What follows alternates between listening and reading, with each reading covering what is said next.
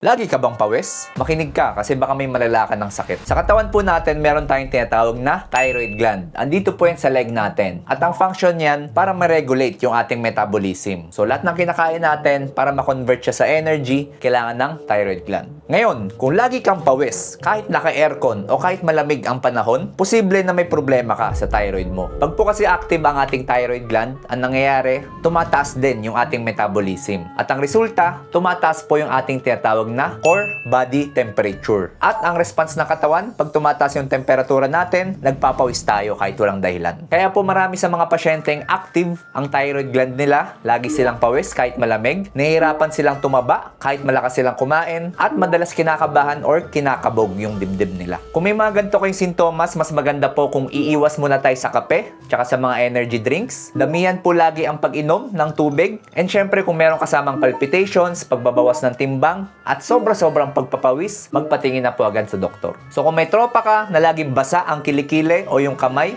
share mo tong video na to.